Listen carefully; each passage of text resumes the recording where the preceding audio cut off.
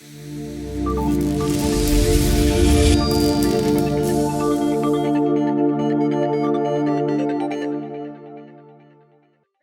up, guys? Doing another video on the JConcepts YouTube channel. I did a post the other week on my personal page about the actually of my cars, and a lot of you were asking about what were the shock limiters that were on my shocks, and a lot of questions were asked why I used them and the reasons for using them. So I'm doing a video for you guys this weekend. We're here at the Thunder Road RC Raceway doing the JConcepts NCTS Finals. I got two packages here. We're going to take them out of the package, talk about why I'm using them, the concept, and yeah, a bunch of nerding out going on. So we'll kind of come a little bit closer here. I want to show you kind of what's actually going on and the spacers that I'm actually using. As you can see, theirs is actually the clip version style. Up travel limiter is what we call them. Basically, when you add spacers on the external of the shock, when the shock compresses up, it actually limits the shock of how much it goes for the up travel. We'll kind of show you an example on the rear end of the vehicle. I do currently have a 1mm up travel limiter, which is basically what you see on this shock. And I'll compress the car all the way down, and I'll kind of lift the shock up. As you can see, there's like a little bit of an air gap underneath the shock. That's how much roughly that I would like to have, especially when I'm running the carpet tires. And I'll show you the front. This shock specifically has a 3mm up travel limiter, which is in my hand.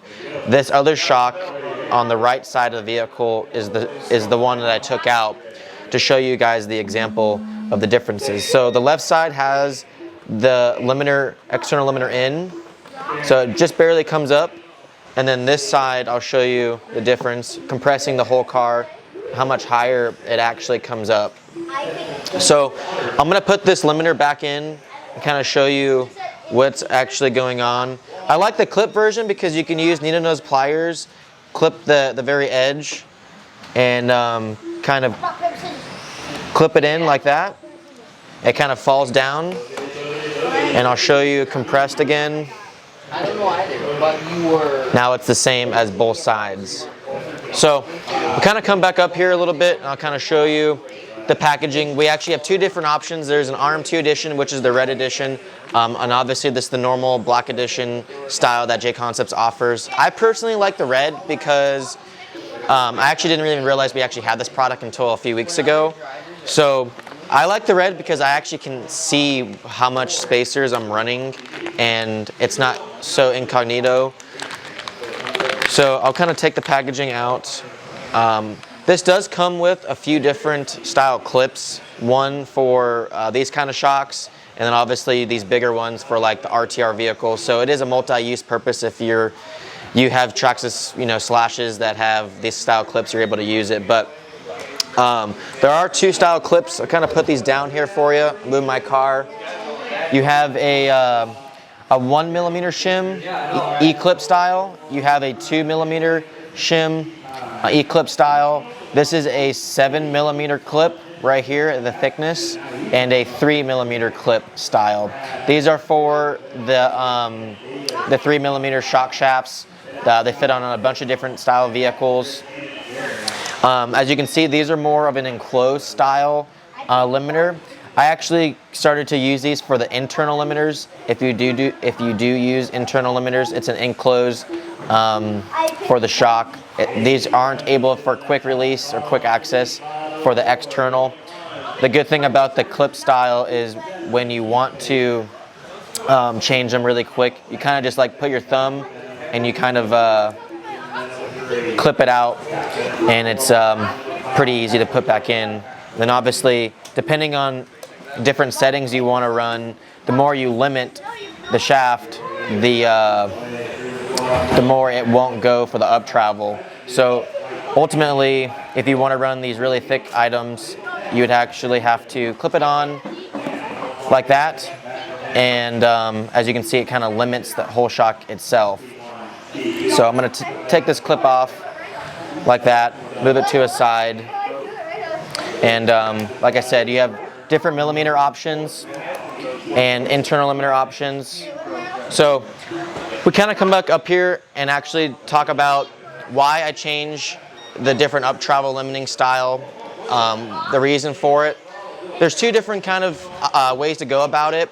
Currently with racing carpet, the tires are such a smaller overall diameter, which means that you actually have less down travel and a lot more up travel. So when working with these new style tires on the market, you actually are changing so many things on the car. Like I said, the full down travel of the vehicle, how much space is in between the chassis and the ground, and then also when you're full down travel, how much the tire travels up from the bottom of the tire to the ground surface of the vehicle. So to try to make it the same as the dirt, we kind of were noticing that we had to start limiting the shock spacers for the up travel to kind of get that same style setting back. So on the track of what the differences is, if you do have a lot of up travel, it's possible that the car will start to overload the tire and can cause traction rolling, it can cause inefficient tire wear, and it can be difficult to drive. It won't maybe land as good. So sometimes there is a fine balance. So when you limit the shocks, it actually makes the car not lean nearly as much. And you are able to commingle with the different limiting style. You can have a lot of up travels in the front and not a lot in the rear. If you want a little bit less steering, traditionally I like to run a little bit more up travels in the front so it doesn't lean on the front as nearly as much. If you want more rear traction, sometimes maybe having more up travel can have with the rear traction. So there is a fine line. That's kind of the generic baseline of how I like to tune the car. If it's not something that you traditionally are used to or done, try to get some of these spacers. Obviously you don't have to get these exact spacers. The one thing that I do really like about them is it's a quick, easy clip, and you are able to just take them off and put them back in. They last forever, and they don't pop off while you're driving. So yeah, that's pretty much about it.